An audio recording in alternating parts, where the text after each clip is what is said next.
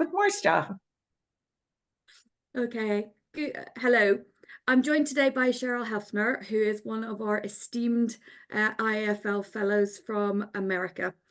Cheryl was one of the global past presidents, and we're going to run through some questions with Cheryl today. But before we turn to your IFL role, Cheryl, can you just give us a brief history of your career and how we've ended up where we are today, please? Let's see. I started in law school at the University of Pittsburgh. I was one of 6 women out of 200 students. And coincidentally, I'm sure, I got called on in all 3 of my classes the first day to stand and recite. And the next day I came in with my father's gold watch and plunked it down on the bench in front of me and said, okay, I'm ready to go again. Bring it on. It was an interesting time because there are a lot of men in my class who were back from Vietnam, and they did not like No. so they all kind of gathered around me. Then my husband accepted a job with the Navy in the Wow. Washington, D.C. area. And so I transferred to American University Law School, which is in Washington, D.C., and finished my my education there. Took off a semester because I had my first child while I was in law school. I used to sit in the library and had a book on my lap, and every time Lisa would kick, my book would bounce up and down, and the other students were enthralled. Justice Douglas, who was on the Supreme Court's wife, was in law school with me, and she was amazed. Yeah. She had not had children, and she was just absolutely amazed. So it was interesting. It was in the late 60s. There was a lot going on in Washington, D.C. with, anti-war stuff going Yeah. on. It was tumultuous, but a lot of fun, Challenging time. different. No. So what happens after law school? So after law school, I interviewed with a number of law firms who were not willing to hire a woman. This was in the late 60s, early 70s, and they would hire me to do things like empty ashtrays. So I opened my own office and ended up doing everything from a court martial in Washington, D.C., which was a serious one because my client had been charged with assault with intent to murder. She was a sharpshooter who had shot over her boyfriend because she was upset with him. She'd meant to get him. She could have gotten him, right there. But I did everything that walked in the door. So I did criminal defense and medical malpractice. And then after a while, I thought, Cheryl, if you're going to be good at something, you ought to just limit your practice to one thing and try to be good at it. So that's what I did. And then I had my own practice until fairly recently when I joined a large firm, which was my succession plan. And how did you land on family law then? Well, I was one of very few women actually practicing. So I was getting a lot of women looking for a woman attorney. And then ultimately a lot of men were looking for a woman attorney. And then I just narrowed my practice to family law because I was getting a lot of clients in that area. And then I decided that I should just limit my practice to what To I that. could be, really good at and specialize in. Although we Yeah. didn't have any specialization, that's how it ended.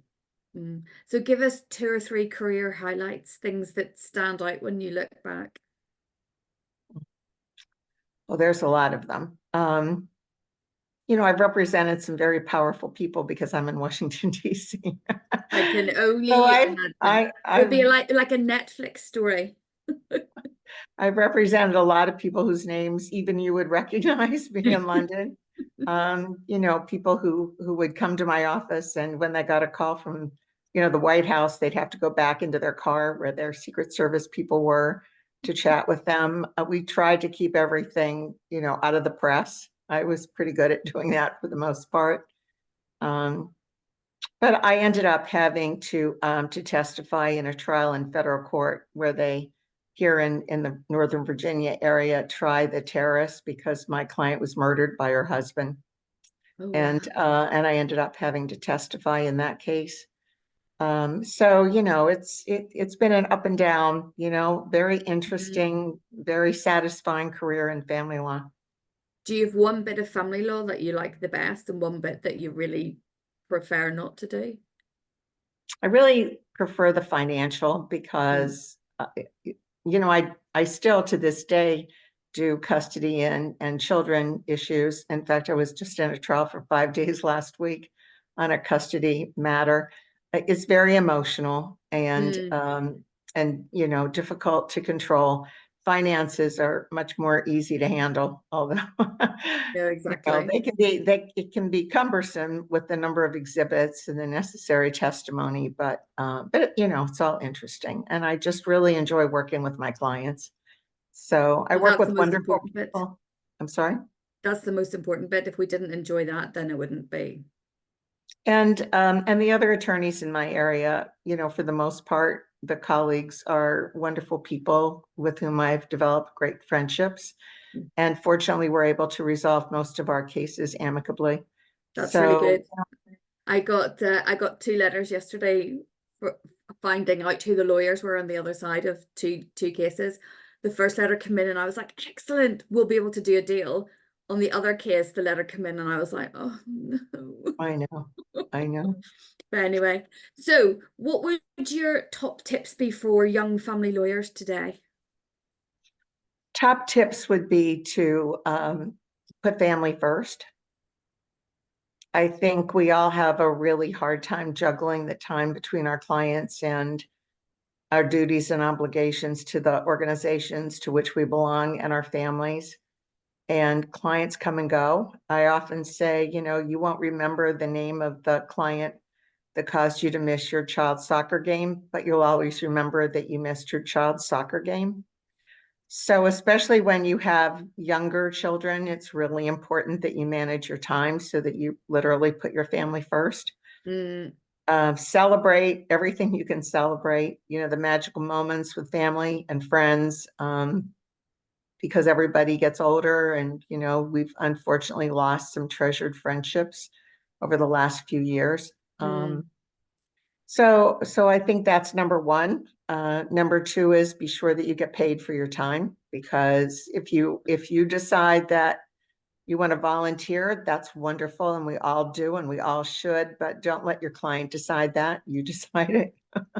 I think And that's so one of my old bosses, Jill Doran, who you will have known through the IFL many years ago, she always used to say, we are not a bank. that's true. We're not a bank. And the other is, if you have a client who's not taking your advice, let them go. It's difficult sometimes to fire clients. I always tell my mentees, if you need help firing a client, give me a call and I'll help you do it. And once you fire them, you never, ever, ever take them back again, no matter what. If they I bring made you I made that mistake once in 2016. Never again. if they bring you a check for 50,000 euros, if you've made the decision to fire them, don't take the money and take them back. Yeah. So those are 3 good ones. I probably have 1,000 others, but you probably don't want to. No, I think they're brilliant. They're brilliant. And if you look back at your own career so far and life, what advice would you give your younger self? I probably would have spent more time with my family than on my career. Again, there weren't many women mentors for me. Mm, There were some wonderful women out there practicing, but they weren't my mentors. And so I've really spent a lot of time and effort speaking with younger attorneys and telling them what I didn't know, what nobody told me. yeah. So that's probably the most important thing. No, I think that's really important. So let's turn to the International Academy of Family Lawyers as it is now, but matrimonial lawyers as it was when you joined it. How did you first become involved? Well, I was in the American Academy of Matrimonial Lawyers, and I knew a number of people who were in the International Academy and was doing international work, and thought that it would be worthwhile to join the International, and it was probably one of the best decisions I made in my career. I've made wonderful friends and been to wonderful places and learned amazingly fascinating things. But I think the most important thing is that I've developed friendships with so many people that I otherwise would never have had an Mm, opportunity to meet. fab. So remind us when you were global president, and then Tell us about what happened with your meetings, because if I remember correctly, to use a post-COVID word, you had to pivot very quickly with one of them. Well, before I was president of the mothership, as we call it, I was Hmm. president of the US chapter, and I had my first meetings as president of the US chapter. My first meeting as president was in New Orleans, which Oh, was in March of 2020, 2003, not hmm. 23, but 2003, so 21 Yeah. years ago. And it was, as I've coined the phrase, beyond fabulous. Not Hmm. that many people were attending meetings at that time in the United States. You know, Miles came and a few others came. Excellent. And we just had a grand time. We stayed at the best hotel in New Orleans and had the best food because that's New Orleans. Mm. New Orleans is a very unique city because historically what happened was people came primarily from France who did not inherit their father's estates. They came through the Caribbean and married Caribbean women. They And ended up in then, New Orleans, and because there was so much muck in the Mississippi River, the English couldn't come down. So for a long time, it was a unique enclave. And so that was a great meeting. I think everybody mm, who attended had a wonderful opportunity. And then the next year, I took a huge step and decided to have a meeting in Washington, D.C. That was in March of 2004. And it was a mhm, little bit risky because it was just a few years after 9/11. indeed. And we weren't really sure, what would happen there. Mm, We were at the Hay Adams Hotel, which is across the street from the White House, hmm. and everything worked perfectly. The cherry Brilliant. blossoms were in full bloom. Hmm. Everyone got to go to the White House. Everyone got a tour of the Capitol. And everyone was able to go to Friday night dinner at the US Supreme Court, where we were hosted by Ruth Bader Ginsburg. And Amazing. and that was Friday night. So we had Friday night dinner at the US Supreme Court with Ruth Bader Ginsburg. The Tuesday before, I had moved the admission of 20 fellows into the United States Supreme Court, and each of them could bring a guest. So 40 of my friends were in the court the day they argued whether or not the Pledge of Allegiance was constitutional because of the words under God. Wow. Nobody could get into that courtroom. No, Members of the Senate couldn't get in. Nobody could get into the courtroom. And here I was no. with 40 of my good buddies. And so when Ruth Bader Ginsburg came into the hall on Friday night, she looked at me and she said, "You were in my courtroom this week, weren't you?" And I said, "Yes, I was." And she said, "What day?" And I said, "Tuesday." And she said, "Well, that was fortuitous."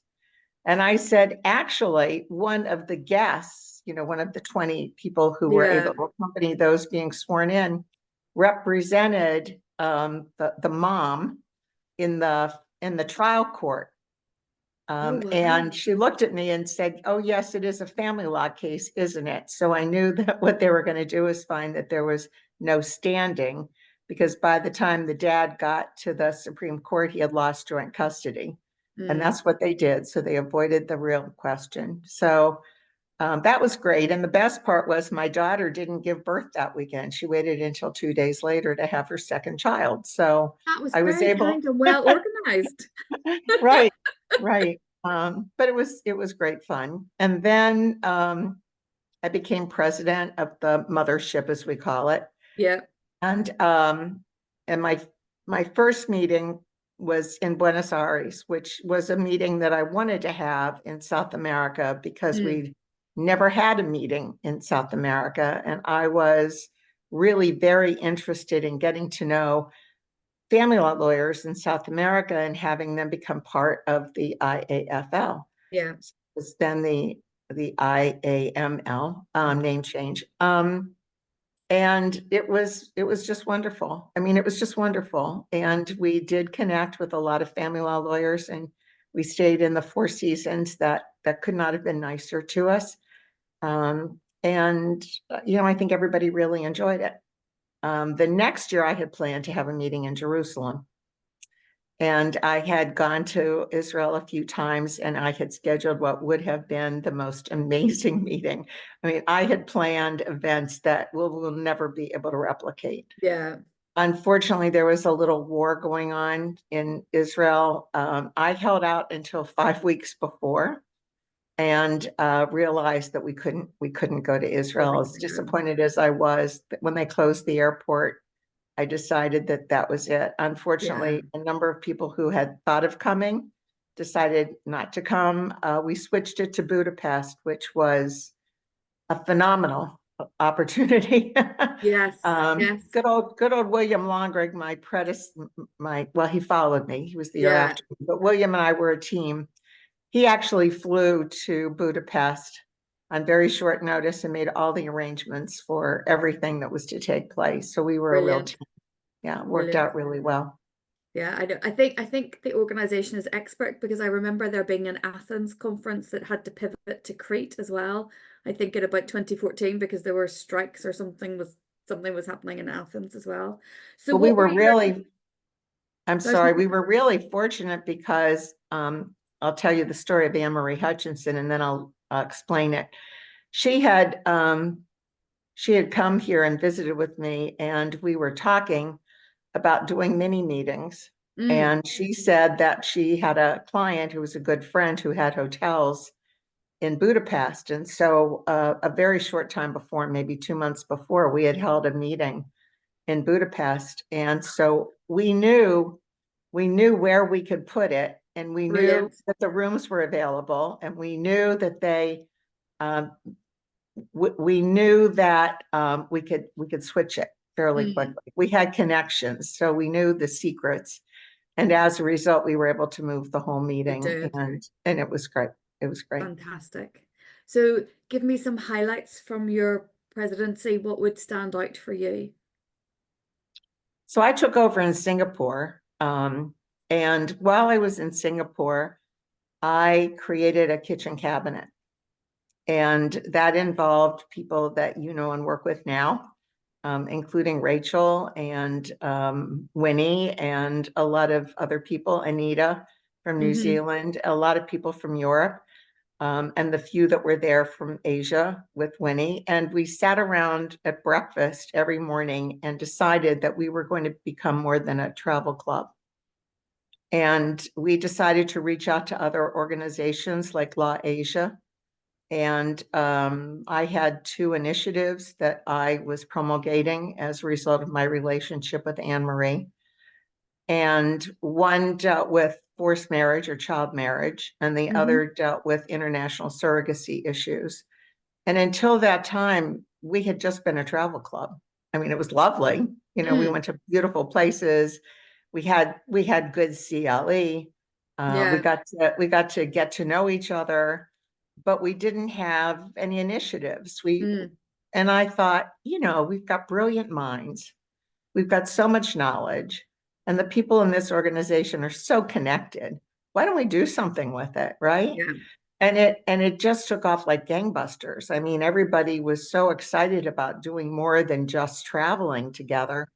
And so that was really a highlight. And over the Yeah. next 2 years, it really did evolve into, working with The Hague. I mean, we had done a little bit of it, but not like we're doing now.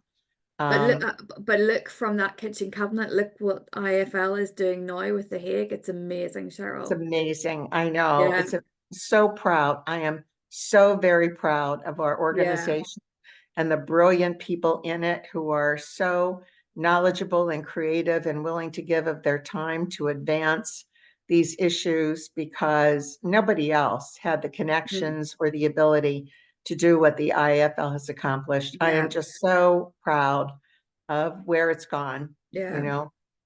That's amazing. It's lovely to know where that started as well, because it's very easy for those of us who, I joined in 2011, but people who joined in the last 3, 5, 10 years to know that this has a long history behind it as well. Um, so if you were pitching the organization to a new fellow, give them 3 reasons why they should join us. Well, of course, the best reason is that the relationships that we have with our colleagues from all over the world is just irreplaceable. I mean, you just can't imagine the connections and the friendships that we have developed. I mean, I've been to people's homes all over the world. People have invited me to dinner and to stay at their homes, and people have stayed in my home. And we take care of each other's children. Anybody who comes to Washington, D.C. knows that they can stay with me, or Yeah, call me, or if they have a problem, I'll show up. And that's happened. you yeah, know yeah. and I know the same is true, for me or any of my friends who travel, that I can say, well, if you happen to be here or there, here's a contact, in Mm, case you need a dentist, or you lose your yeah. passport. Here's a name. And I know that we would be there for each other. But besides just being friendly, the knowledge, the wisdom, the willingness to make the world better, not just family law, but basically make the world better, is Mm, just unbelievable. The people in this organization are just first rate.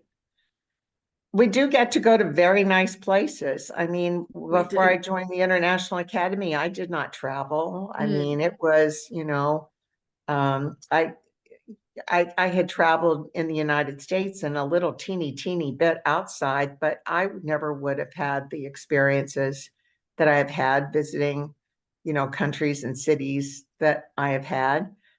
But the most important, I think, is the knowledge that we gain from each other. I mean, not just about family law, and I guess that's tied to the collegiality as well. And mm, we learn from each other. So it's not just going out to eat and not just, liking each other, but we learn, and it's not just family law.